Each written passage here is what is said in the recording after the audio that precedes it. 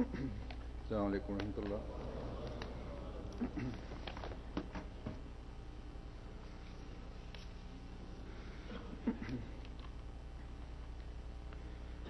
اشہد ان لا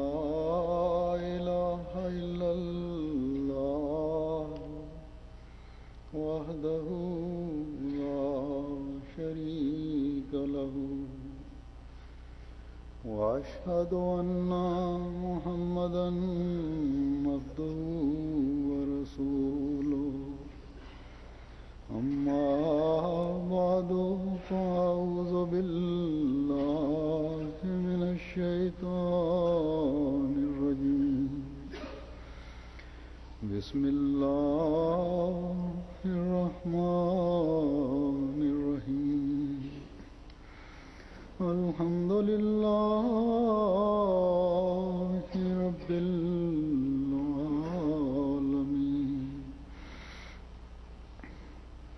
الرحمن الرحیم مالک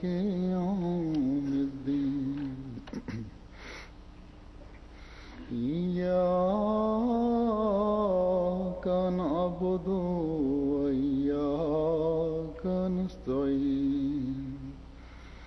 اهدنا الصراط المستقيم صراط الذين أنعمت عليهم غير المغضوب عليهم ولا الضالين.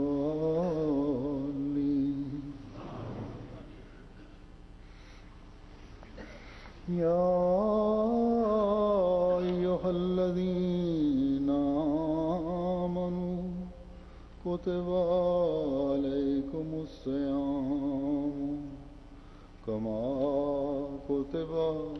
على الذين من قبلكم لعلكم تتقون. أيام معدودات فمن كان منكم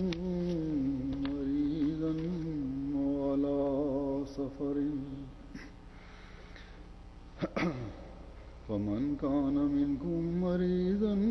وعلى سفر فعدة من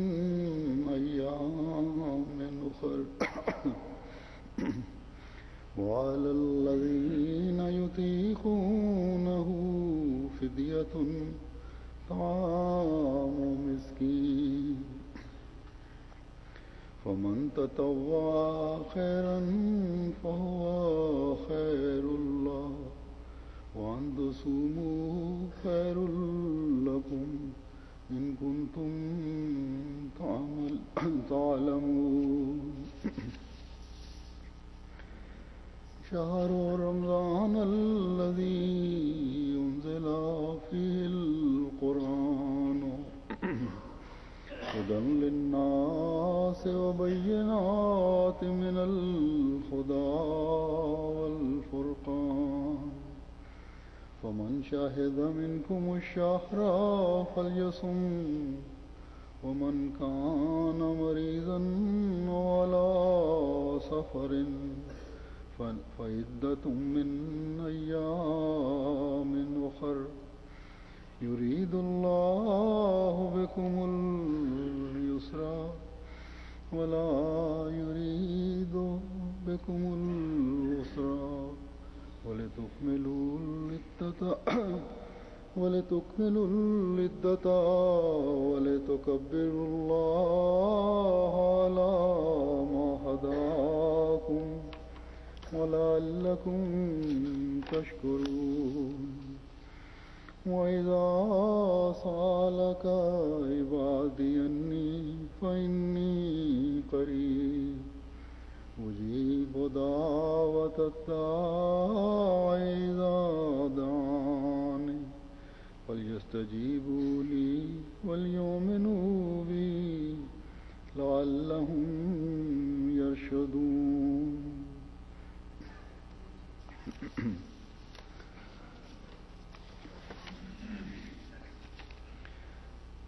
جو تلاوت کی ہیں میں نے آیات، ان کا ترجمہ ہے اے وہ لوگو جو ایمان لائے ہو، تم پر روزے اس طرح فرض کر دیے گئے ہیں تم پر روزے اس طرح فرض کر دیے گئے ہیں جس طرح تم سے پہلے لوگوں پر فرض کیے گئے تھے، تاکہ تم تقوی اختیار کرو۔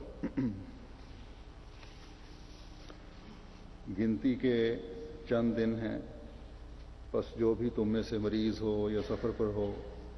تو اسے چاہیے کہ وہ اتنی مدت کے روزے دوسرے ایام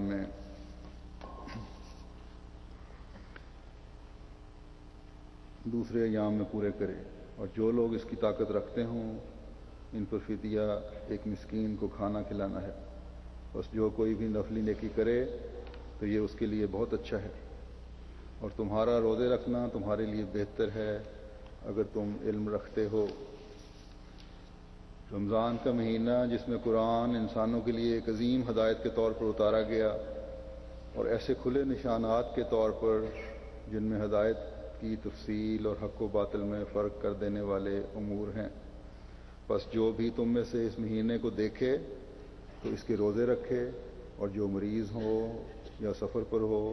تو گنتی پوری کرنا دوسرے ایام میں ہوگا۔ اللہ تعالیٰ تمہارے لیے آسانی چاہتا ہے اور تمہارے لیے تنگی نہیں چاہتا، اور چاہتا ہے کہ تم سہولت سے گنتی کو پورا کرو اور اس ہدایت کی بنا پر اللہ کی بڑائی بیان کرو جو اس نے تمہیں عطا کی، اور تاکہ تم شکر کرو۔ اور جب میرے بندے تو اسے میرے متعلق سوال کریں تو یقیناً میں قریب ہوں،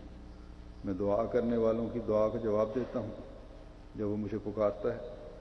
بس چاہیے کہ وہ بھی میری بات پر لبیک کہیں اور مجھ پر ایمان لائیں تاکہ وہ ہدایت پائیں۔ آج کل ہم اللہ تعالیٰ کے فضل سے رمضان میں سے گزر رہے ہیں، اور یہ مہینہ جیسا کہ ہم سب جانتے ہیں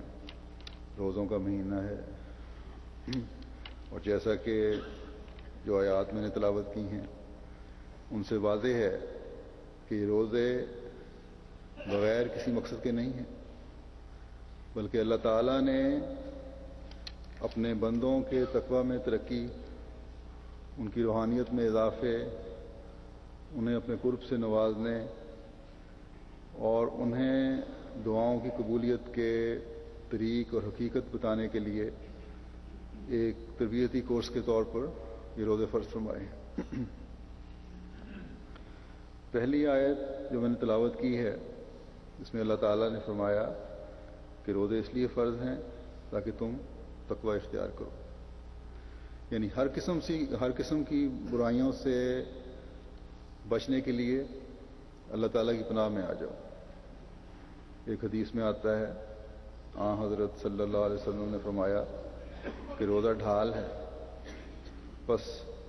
جب اللہ تعالیٰ کی رضا حاصل کرنے کے لیے روزے کو اپنی ڈھال بناؤ گے تو خدا تعالیٰ خود تمہاری ڈھال بن جائے گا، اور نہ صرف بڑے بڑے گناہوں سے بچائے گا بلکہ ہر قسم کے چھوٹے گناہوں سے اور چھوٹی چھوٹی پریشانیوں سے بھی بچائے گا، ہر شر سے بھی بچو گے اور نیکیاں کرنے کی توفیق بھی پاؤ گے۔ لیکن شرط یہ ہے کہ اپنے آپ کو ان تمام شرائط کا بھی پابند رکھو جو روزے کے ساتھ وابستہ ہیں۔ اس کے بارے میں یہ حکم ہے کہ جب تم روزہ رکھو تو تمہارے کان، آنکھ، زبان، ہاتھ اور ہر عضو بھی روزہ رکھے، یعنی ڈھال فائدہ مند تبھی ہوگی جب اس کا استعمال بھی آتا ہوگا۔ صرف روزہ رکھنا تقوی کے معیار حاصل نہیں کروا دے گا، بلکہ اس کے لیے اپنے آپ کی تربیت بھی کرنی ہوگی، اپنے آپ کو ڈھالنا ہوگا، اپنے آپ کو ڈسپلن کرنا ہوگا، ان شرائط کا پابند کرنا ہوگا جو خدا تعالیٰ نے رکھی ہیں، جیسا کہ اگلی دو آیات سے بھی ظاہر ہے کہ مریض یا مسافر ہونے کی حالت میں روزہ جائز نہیں ہے، بلکہ ایسی حالت میں روزہ نہ رکھنے اور دوسرے دنوں میں پورا کرنے کا حکم ہے، کیونکہ تقوی اللہ تعالیٰ کے احکام کی پیروی کرنے میں ہے، نہ کہ فاقہ کرنے میں۔ پھر قرآن کریم کا پڑھنا، اس کے احکامات پر عمل کرنا بھی ضروری ہے، اور بے شمار احکامات ہیں جو قرآن کریم میں درج ہیں، جن کی تعداد سینکڑوں میں ہے۔ حضرت مسیح موعود علیہ الصلوۃ والسلام نے ایک جگہ فرمایا کہ قرآن شریف میں اول سے آخر تک اوامر و نواہی اور احکام الہی کی تفصیل موجود ہے، اور کئی سو شاخیں مختلف قسم کے احکام کی بیان کی ہیں۔ بس تقوی کا حصول اس ڈھال کے پیچھے آنا ہے جو روزے کی ڈھال ہے، اور جو دراصل خدا تعالیٰ کی ڈھال ہے۔ اس لیے خدا تعالیٰ نے فرمایا کہ روزے کی جزا میں خود ہوں۔ یہ حدیث قدسی ہے، یعنی وہ حدیث جو حضرت صلی اللہ علیہ وسلم نے اللہ تعالیٰ کے حوالے سے بیان فرمائی۔ بس اس ڈھال کا فائدہ تبھی ہوگا جب روزے میں نفس کا مکمل محاسبہ کرتے ہوئے کانوں کو بھی لغو اور بری باتوں سے انسان محفوظ رکھے، ہر ایسی مجلس سے اپنے آپ کو بچائے جہاں دین کے ساتھ ہنسی اور ٹھٹھا ہو رہا ہو، دین کی باتوں کا مذاق اڑایا جا رہا ہو، جہاں ایسی مجالس ہوں جن میں دوسروں کی، اپنے بھائیوں کی چغلیاں اور بدخوئیاں ہو رہی ہوں۔ اپنی آنکھ کو ہر ایسی چیز کے دیکھنے سے محفوظ رکھے جسے خدا تعالیٰ نے منع فرمایا۔ مثلا مردوں کو غض بصر کا حکم ہے، یعنی عورتوں کو نہ دیکھنے کا حکم ہے، عورتوں کو مردوں کو نہ دیکھنے کا حکم ہے۔ فضول اور لغو فلمیں جو آج کل کی وقت گزاری کے لیے دیکھی جاتی ہیں، ان سے بچنے کا حکم ہے۔ ان دنوں میں، یعنی روزے کے دنوں میں، رمضان کے مہینے میں یہ عادت پڑے گی تو امید کی جا سکتی ہے کہ آئندہ زندگی میں بھی روزوں سے فیض پانے والے ان چیزوں سے بھی بچتے رہیں گے۔ پھر زبان کا روزہ ہے۔ یہ زبان کا روزہ یہ ہے کہ زبان سے کسی کو برے الفاظ نہ کہو، کسی کو دکھ نہ دو۔ تبھی تو یہ حکم بھی ہے دوسری جگہ ایک حدیث میں کہ اگر تمہیں روزے کی حالت میں کوئی برا بھلا کہے یا سخت الفاظ سے مخاطب ہو، لڑائی کرنے کی کوشش کرے، تو انی صائمٌ کہہ کے چپ ہو جاؤ اور جواب نہ دو، یعنی میں تو روزے دار ہوں، تم جو بھی کہو، میں تو کیونکہ اس تربیتی کورس میں سے گزر رہا ہوں جہاں ہر عضو کا روزہ ہے، اور میں اپنا روزہ مکروہ نہیں کرنا چاہتا۔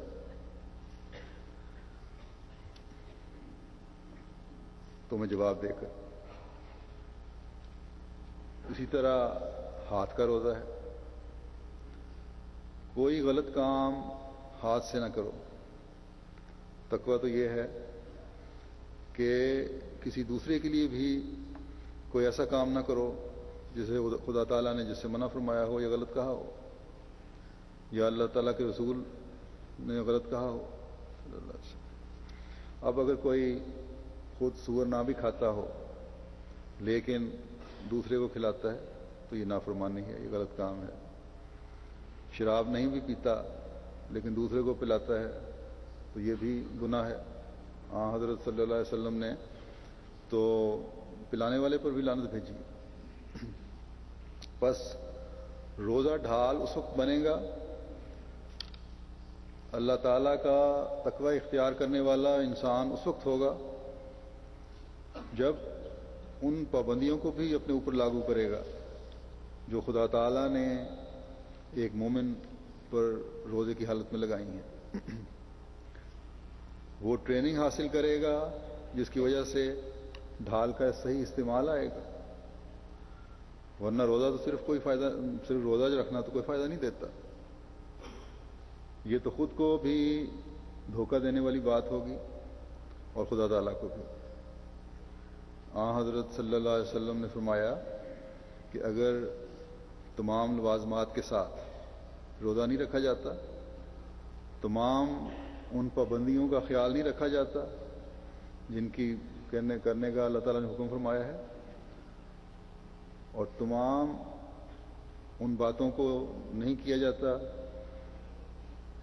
جن کے کرنے کا اللہ تعالیٰ نے حکم فرمایا ہے، تو تمہارے بھوکا رہنے کی خدا تعالیٰ کو کوئی ضرورت نہیں ہے.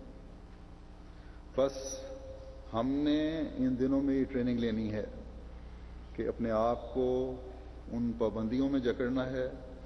اس لیے تاکہ خدا تعالیٰ پھر ہمیں تمام اوامر و نواہی کو سامنے رکھتے ہوئے اپنی زندگیاں گزارنے کی توفیق عطا فرمائے، تاکہ ہمارے ان اعمال سے وہ راضی ہو جن کے کرنے کا اس نے حکم دیا ہے، اور ہمیشہ ہماری ڈھال بن کر رہے پھر وہ. اور جس طرح دشمن کے ہر حملے سے اپنے خاص بندوں کو محفوظ رکھتا ہے، ہمیں بھی بچائے. بس اللہ تعالیٰ نے یہ دن جو روزے رکھنے کے دن ہیں، یہ مہینہ جو رمضان کا مہینہ ہے، ہمیں اس طرح توجہ دلائی کہ ان دنوں میں میری خاطر، میری رضا کے حصول کی خاطر صرف ناجائز چیزوں سے ہی نہیں بچنا. کان، آنکھ، زبان، ہاتھ کو تو ایک خاص کوشش سے معمولی سے بھی ناجائز کام سے بچا کر رکھنا ہے. اس کو محفوظ رکھنے کے لیے ایک مجاہدہ تو کرنا ہی ہے، لیکن جائز چیزوں سے بھی بچنا ہے. ایک ایسا جہاد کرنا ہے جس سے تمہارے اندر صبر اور برداشت پیدا ہو اور ڈسپلن پیدا ہو. یہ مجاہدہ ایسا ہوگا پھر جو تمہاری روحانی حالتوں کو بہتر کرنے کا ذریعہ بنے گا، اللہ کا قرب دلانے کا ذریعہ بنے گا، دعاؤں کی قبولیت کا ذریعہ بنے گا. یہ جو آخری آیت میں نے تلاوت کی ہے، اس میں یہی مضمون اللہ تعالیٰ نے روزوں کے احکامات کے ساتھ ان کے بعد بیان فرمایا ہے، بلکہ اس آیت کے بعد بھی روزے سے متعلقہ احکام ہیں. بس اللہ تعالیٰ نے روزوں کے احکامات اور ان کی تفصیلات کے ساتھ اس آخری آیت میں جو میں نے تلاوت کی، انی قریب کا اعلان فرمایا. اور یہ اعلان فرمانا اس بات کی طرف واضح اشارہ ہے کہ میری طرف آنے کے لیے جب تم رمضان کے مہینے سے فیض اٹھانے کی کوشش کرو گے تو سن لو کہ یہ عبادت ایسی ہے جس کی جزا میں ہوں، اور جزا دینے کے لیے میں تمہارے بالکل قریب آ چکا ہوں. بس اگر میرے بندے میری اس بات پر عمل کرتے ہوئے جو کہ والذین جاہدوا فینا لنہدینہم سبلنا، یعنی اور وہ لوگ جو ہم سے ملنے کی کوشش کرتے ہیں، اس کے لیے مجاہدہ کرتے ہیں، تو ہم ضرور ان کو اپنے راستوں کی طرف آنے کی توفیق بخشیں گے. اور اللہ تعالیٰ نہ صرف آنے کی توفیق بخشتا ہے بلکہ ایسے آنے والے کو پکڑنے کے لیے خود بھی اس کے قریب ہو جاتا ہے جو اس کے راستے میں جہاد کر رہا ہو. اور روزہ جس کی جزا خدا تعالیٰ خود ہے،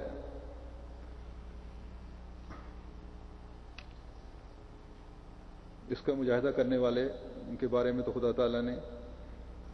انی قریب کہہ کر خود ہی قریب ہونے کا اعلان فرما دیا. ایک دفعہ ہر بات سے بے پرواہ ایک عورت ادھر سے ادھر بھاگتی پھر رہی تھی، اور جو بچہ دیکھتی تھی اسے اپنے سینے سے لگا لیتی تھی اور پیار کر کے چھوڑ دیتی تھی اس کو دیکھ کر۔ حضرت صلی اللہ علیہ وسلم اور آپ کے صحابہ اس عورت کا یہ عمل دیکھ رہے تھے۔ وہ عورت اپنے گمشدہ بچے کی تلاش میں تھی۔ آخر جب اسے بچہ مل گیا تو سینے سے لگا کر وہیں پر بیٹھ گئی اور پیار کرنے لگی، اور ایک سکون اس کے چہرے پر تھا۔ حضرت صلی اللہ علیہ وسلم نے اسے دیکھ کر اپنے صحابہ سے فرمایا کہ جس طرح یہ عورت بے چینی سے اپنے بچے کی تلاش کر رہی تھی اور تمام قسم کے خطرات سے لاپرواہ ہو کر اس کی تلاش میں تھی، کیونکہ وہ جگہ میدان جنگ تھی، اور پھر جب بچہ مل گیا تو پرسکون ہو کر اسے لاڈ کرنے لگ گئی اور وہیں بیٹھ گئی اور خوشی سے بے حال ہوئی جا رہی تھی۔ تو حضرت صلی اللہ علیہ وسلم نے فرمایا کہ اللہ تعالیٰ اپنے بندے کو اپنی طرف آنے اور نیکیوں کی راہ اختیار کرنے سے اس سے بھی زیادہ خوش ہوتا ہے جتنا یہ ماں خوش ہو رہی ہے۔ بس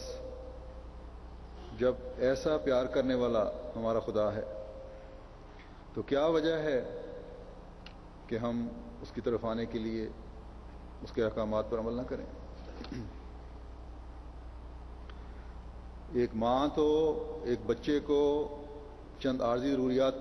بچے کی چند عارضی ضروریات پر خیال رکھنے والی ہے، اور وہ بھی اپنے محدود وسائل کے لحاظ سے۔ ہمارا خدا جو رب العالمین ہے، جو زمین و آسمان کا مالک ہے، جو تمام کائنات کا مالک ہے، جو لامحدود خزانوں اور طاقتوں کا مالک ہے، وہ جب اپنے بندے سے خوش ہو کر اسے اپنے ساتھ چمٹاتا ہے تو کیا کچھ نہیں کر سکتا پھر وہ، یا نہیں کرتا؟ بس یہ روزے اس کا قرب پانے کا ذریعہ ہیں اور دعاؤں کی قبولیت کا ذریعہ ہیں۔ بس ان دنوں میں ہمارا کام ہے کہ پہلے سے بڑھ کر چلا چلا کر گڑ گڑا کر اپنے رب کو پکاریں، لیکن یہ ہمیشہ یاد رکھیں کہ صرف اپنی ذاتی مفاد اور مقاصد کے لیے بوقت ضرورت اپنی ضروریات پوری کرنے کے لیے نہیں اسے پکارنا، بلکہ اپنی پکار میں اس کی رضا کو شامل رکھنا ہے۔ اور اس کی رضا کیا ہے؟ فرماتا ہے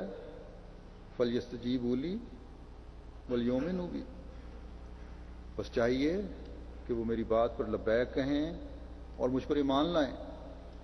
اللہ تعالیٰ کی بات پر لبیک کہنا اس کی احکامات پر عمل کرنا ہے، جیسا کہ پہلے ہی بیان ہو چکا ہے، اور ایمان لانا ایمان میں ترقی کرنا ہے۔ مومن کا ہر قدم ترقی کی طرف بڑھنا چاہیے۔ ایک جگہ قرآن کریم میں اللہ تعالیٰ فرماتا ہے یا ایھا الذین آمنوا آمنوا باللہ ورسولہ، اے لوگو جو ایمان لائے ہو اللہ اور رسول پر ایمان لاؤ۔ بس صرف منہ سے ایمان لانا کافی نہیں ہے، یہ کہہ دینا کہ ہم ایمان لائے، بلکہ اللہ تعالیٰ چاہتا ہے کہ تمہارا ایمان اللہ اور رسول پر بڑھتا چلا جائے، ہر روز ترقی کی طرف قدم اٹھتا چلا جائے، اور جب یہ صورت ہوگی تو تب ہی کامل ایمان کی طرف بڑھنے والا ایک مومن کہلا سکتا ہے، اور اس کے لیے مسلسل مجاہدے کی ضرورت ہے۔ اور اسی لیے خدا تعالیٰ نے عبادتوں کا حکم دیا ہے تاکہ یہ مجاہدہ جاری رہے اور تقویٰ میں ترقی ہوتی رہے۔ اور ہر سال روزہ بھی، رمضان کا مہینہ بھی اس مجاہدے اور ایمان میں ترقی کی ایک کڑی ہے۔ بس ان دنوں میں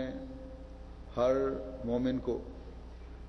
اس سے بھرپور فیض اٹھانے کی کوشش کرنی چاہیے،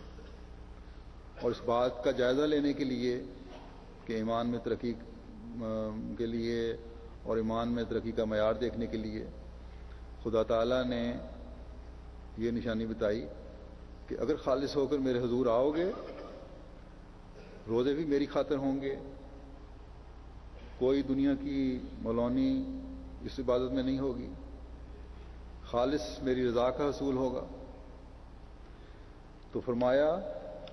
اجیب و دعوت دائے زادان، میں دعا کرنے والے کی دعا کا جواب دیتا ہوں جب وہ مجھے پکارتا ہے، اور یہ پکار اسی وقت سنی جائے گی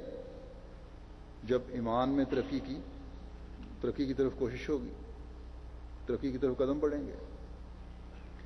گویا دعاؤں کی قبولیت اس وقت ہوگی جب ایمان میں ترقی کی طرف قدم بڑھ رہے ہوں گے، اور ایمان میں ترقی اس وقت ہوگی جب خالص ہو کر خدا تعالیٰ کے احکامات کی پیروی اور اس کی عبادت کرنے کی کوشش ہو رہی ہوگی۔ حضرت مسیح موعود علیہ الصلوۃ والسلام ایک جگہ فرماتے ہیں کہ جب میرا بندہ میری بابت سوال کرے بس میں بہت قریب ہوں، میں پکارنے والے کی دعا قبول کرتا ہوں جب وہ پکارتا ہے۔ بعض لوگ اس کی ذات پر شک کرتے ہیں، بس میری ہستی کا نشان یہ ہے کہ تم مجھے پکارو اور مجھ سے مانگو، میں تمہیں پکاروں گا اور جواب دوں گا اور تمہیں یاد کروں گا، اور اگر کہو کہ ہم پکارتے ہیں پر وہ جواب نہیں دیتا تو دیکھو کہ تم ایک جگہ کھڑے ہو کر ایک ایسے شخص کو جو تم سے بہت دور ہے پکارتے ہو اور تمہارے اپنے کانوں میں کچھ نقص ہے، اور وہ شخص تو تمہاری آواز سن کر تمہیں جواب دے گا، مگر وہ جب دور سے جواب دے گا تو تم بباعث بہرا پن کے سن نہیں سکو گے، پس جوں تمہارے درمیانی پردے اور حجاب اور دوری دور ہوتی جائے گی تو تم ضرور آواز کو سنو گے۔ جب سے دنیا کی پیدائش ہوئی ہے اس بات کا ثبوت چلا آتا ہے کہ وہ اپنے خاص بندوں سے ہم کلام ہوتا ہے، اگر ایسا نہ ہوتا تو رفتہ رفتہ بالکل یہ بات نابود ہو جاتی کہ اس کی کوئی ہستی ہے بھی، بس خدا کی ہستی کے ثبوت کا سب سے زبردست ذریعہ یہی ہے کہ ہم اس کی آواز کو سن لیں، یا دیدار یا گفتار، یا دیکھ لیں یا بات کر لیں۔ بس آج کل کا گفتار قائم مقام ہے دیدار کا، ہاں جب تک خدا کے اور اس کے سائل کے درمیان کوئی حجاب ہے اس وقت تک ہم سن نہیں سکتے، اور جب درمیانی پردہ اٹھ جاوے گا تو اس کی آواز سنائی دے گی۔ بس اللہ تعالیٰ نے ہمیں موقع دیا ہے کہ یہ درمیانی پردے اور حجاب ہٹانے کی کوشش کریں، اس کے قریب تر آنے کی کوشش کریں۔ یہ نہ ہو کہ رمضان میں تو قریب آنے کی کوشش ہو اور پھر فاصلے اتنے بڑھ جائیں اس کے بعد کہ وہ پردے اور حجاب پھر راستے میں حائل ہو جائیں، اور اگلے سال پھر نئے سرے سے مجاہدے کی کوشش ہو۔ بس جیسا کہ حضرت مسیح موعود علیہ الصلوۃ والسلام نے فرمایا ہے، یہ پردے اٹھانے کی ہمیں کوشش کرنی چاہیے تاکہ قبولیت دعا کے نظارے ہمیشہ دیکھتے چلے جائیں، اور اس کے لیے وہ دعا سب سے اہم ہے جو اللہ تعالیٰ کی رضا کے حصول کے لیے ہے، اور ان میں سب سے اول دعا اس کے دین کے غلبہ کی دعا ہے، انسانیت کو خدا تعالیٰ کے آگے جھکنے والا بنانے کے لیے دعا ہے، حضرت صلی اللہ علیہ وسلم کے جھنڈے تلے دنیا کو لانے کی دعا ہے۔ یہ دعائیں ایسی ہیں جو یقیناً خدا تعالیٰ کے پیار کو جذب کرنے والی دعائیں ہیں، اور جب ایک مومن خدا تعالیٰ کے دین کا درد رکھتے ہوئے اس کے لیے دعائیں کر رہا ہو تو خدا تعالیٰ اپنے وعدے کے مطابق اپنے بندے کی ذاتی ضروریات کا بھی خیال رکھتا ہے اور خود پوری فرماتا ہے۔ بس آج کل یہ دعائیں ہر احمدی کو بہت زیادہ کرنی چاہیے، جو اس کے دین کے غلبہ کی دعائیں ہیں، جو جماعت کے ہر فرد کو ایمان پر قائم رہنے کی دعا ہو۔ آج رمضان کا پہلا جمعہ ہے، یہ دن بھی بابرکت ہے اور یہ مہینہ بھی بابرکت ہے، یعنی قبولیت دعا کے 2 موقع جمع ہو گئے ہیں۔ خدا تعالیٰ کو پکارنے کے 2 موقع میسر آ گئے ہیں۔ حدیث میں ہے کہ جمعہ کے دن، جمعہ کے وقت ایک گھڑی ایسی ہوتی ہے جو قبولیت دعا کی گھڑی ہوتی ہے۔ پھر یہ بھی آتا ہے کہ عصر سے مغرب تک ایسا وقت ہوتا ہے جس میں دعا قبول ہوتی ہے، کوئی وقت ایسا آتا ہے۔ بس آج کے دن اس برکت سے بھی فائدہ اٹھانے کی کوشش کرنی چاہیے ہر ایک کو۔ عصر سے مغرب تک نوافل کا تو وقت نہیں ہوتا، لیکن ذکر الہی ہے اور دوسری دعائیں ہیں، یہ انسان کر سکتا ہے۔ مسنون دعائیں ہیں یا اپنی زبان میں دعائیں ہیں، یہ مانگنی چاہیے تاکہ اللہ تعالیٰ کا قرب حاصل ہو اور قبولیت دعا کے نظارے ہم دیکھ سکیں۔ آج کل جماعت کو بھی مختلف جگہوں پر جو حالات پیش آ رہے ہیں، اس حوالے سے بھی بہت دعائیں کرنی چاہیے، کیونکہ اللہ تعالیٰ کا فضل ہی ہے جو ہمیں ہر قسم کی مشکلات سے نکالے گا اور خدا تعالیٰ کا قرب عطا فرمائے گا اور قبولیت دعا کے نظارے ہم دیکھیں گے انشاءاللہ۔ بس اللہ تعالیٰ کے حضور خاص طور پر اور التزام سے یہ دعا کریں کہ وہ اسلام اور احمدیت کی فتح کے سامان ہماری زندگیوں میں پیدا فرمائے۔ ہم بہت کمزور ہیں، ہماری کمزوریوں کو دور فرمائے، ہماری غفلتوں کی پردہ پوشی فرمائے، ہمیں اپنے قرب کے راستے دکھائے، ہمارے لیے اپنی رضا کا حصول ہمارا مقصود بنا دے اور یہ مقصد ہمیں حاصل کرنے والے بھی ہوں۔ ہم بہت کمزور ہیں، لیکن حضرت مسیح موعود علیہ الصلوۃ والسلام سے کیے گئے اللہ تعالیٰ کا وعدہ کہ نصرت بالرعب، کہ رعب سے تیری مدد کی گئی، اس سے ہم بھی حصہ لینے والے ہیں تاکہ دشمن پر مسیح موعود کے رعب کے نظارے ہم ہر وقت دیکھتے رہیں۔ اللہ تعالیٰ نے حضرت مسیح موعود علیہ الصلوۃ والسلام سے وعدہ کیا ہوا ہے کہ وہ آپ کی ذات سے ہنسی ٹھٹھا کرنے والوں کو کیفر کردار تک پہنچائے گا، اور فرمایا، آپ کو الہام فرمایا کہ انا کفینا کل مستہزئین، اور جو لوگ تجھ سے ٹھٹھا کرتے ہیں ہم ان کے لیے کافی ہیں۔ ہم ہمیشہ دیکھتے رہے ہیں ہماری کمزوریوں اور غلطیوں کی وجہ سے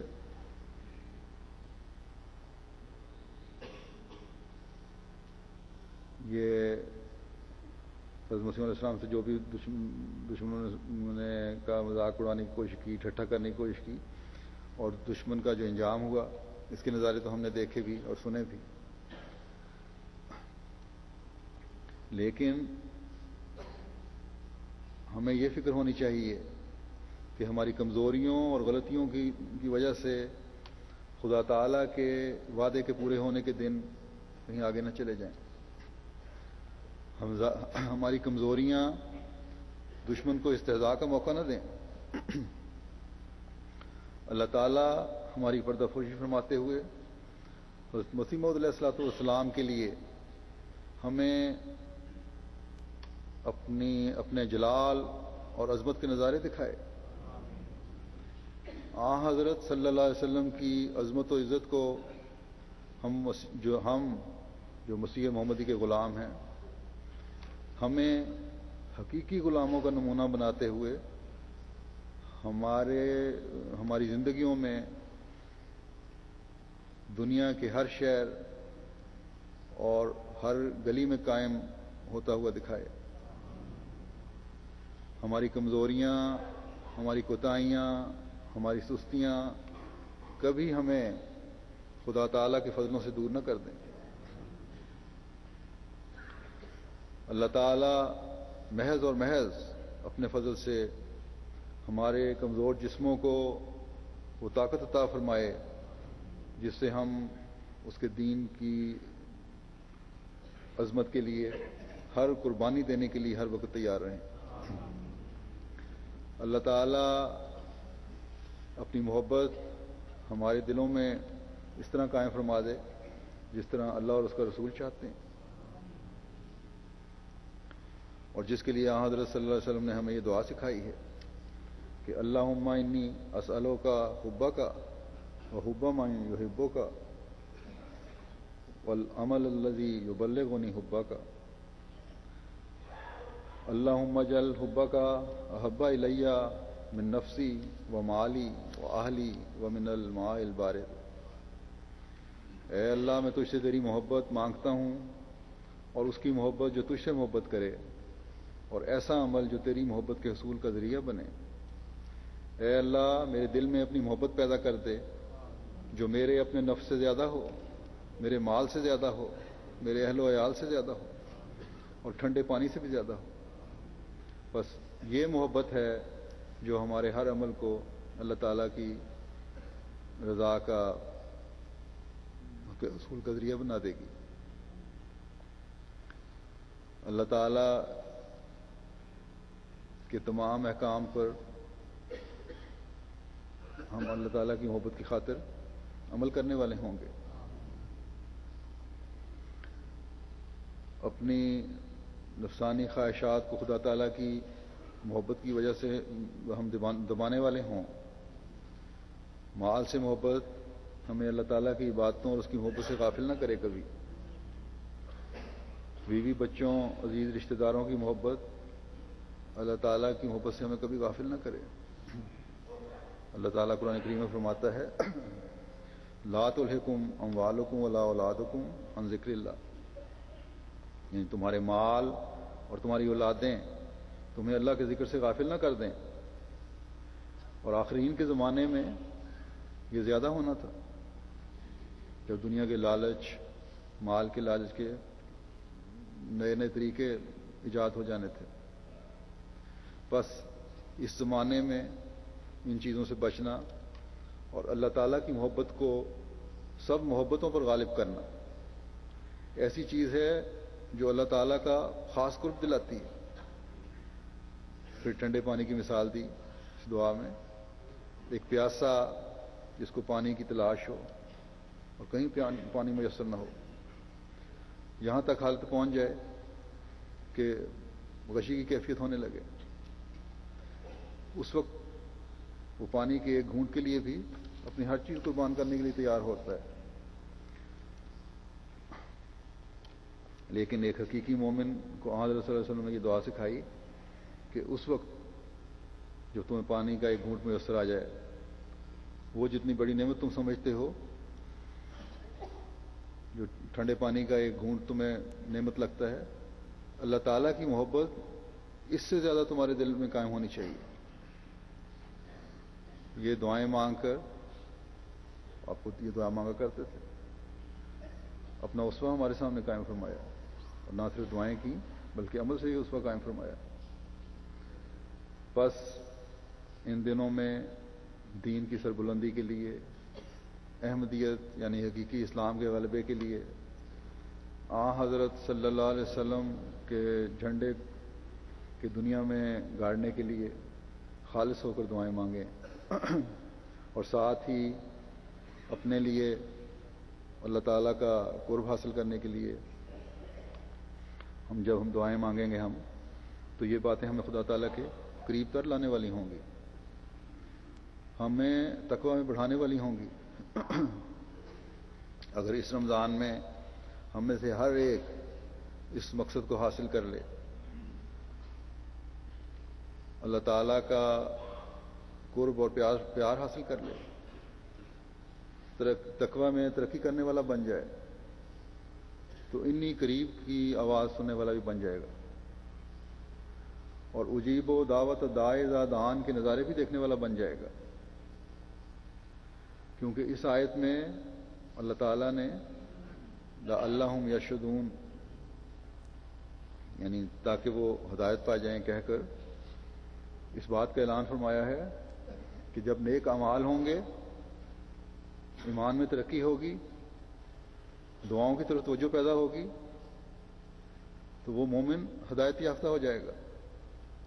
اور ہدایت یافتہ کے لیے اللہ تعالیٰ کا اعلان ہے کہ وہ ایسے خالص مومن کی پکار کا جواب دیتا ہے. بس اے مسیح محمدی کے غلاموں، آپ کے درخت وجود کی سرسب شاخوں، اے وہ لوگوں جن کو اللہ تعالیٰ نے رشد و ہدایت کے راستے دکھائے ہیں، اے وہ لوگوں جو اس وقت دنیا کے کئی ممالک میں قوم کے ظلم کی وجہ سے مظلومیت کے دن گزار رہے ہو، اور مظلوم کی دعائیں بھی اللہ تعالیٰ فرماتا ہے میں بہت سنتا ہوں. تمہیں خدا تعالیٰ نے موقع دیا ہے کہ اس رمضان کو اللہ تعالیٰ کے لیے خالص ہوتے ہوئے اور ان تمام باتوں کا حوالہ دیتے ہوئے اللہ تعالیٰ کے حضور دعاؤں میں گزار دو. یہ رمضان جو خلافت احمدیہ کی دوسری صدی کا پہلا رمضان ہے، خدا تعالیٰ کے حضور اپنے سجدوں اور دعاؤں سے نئے راستے متعین کرنے والا رمضان بنا دو. اپنی زندگیوں میں پاک تبدیلیاں پیدا کرنے والا رمضان بنا دو. اپنی آنکھ کے پانی سے وہ طغیانیاں پیدا کر دو جو دشمن کو اپنے تمام حربوں سمیت خس و خشاک کی طرح بہا کر لے جائیں. اپنی دعاؤں میں وہ ارتعاش پیدا کرو جو خدا تعالیٰ کی محبت کو جذب کرتی چلی جائیں، کیونکہ مسیح محمدی کی کامیابی کا راز صرف اور صرف دعاؤں میں ہے.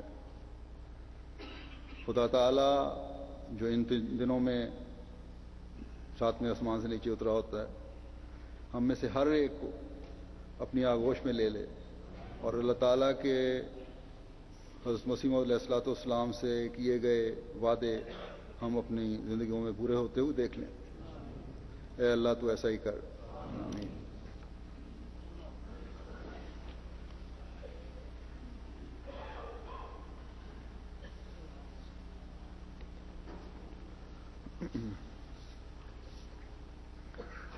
الحمد لله نحمده ونستعينه ونستغفره ونؤمن به ونتوكل عليه ونعوذ بالله من شرور أنفسنا ومن سيئات أعمالنا. من يهده الله فلا مضل له ومن يضلل فلا هادي له. ونشهد أن لا إله إلا الله ونشهد أن محمدا عبده ورسوله. عباد الله رحمكم الله، إن الله يأمر بالعدل والإحسان وإيتاء ذي القربى وينهى عن الفحشاء والمنكر والبغي يعظكم لعلكم تذكرون. اذكروا الله يذكركم وادعوه يستجب لكم ولذكر الله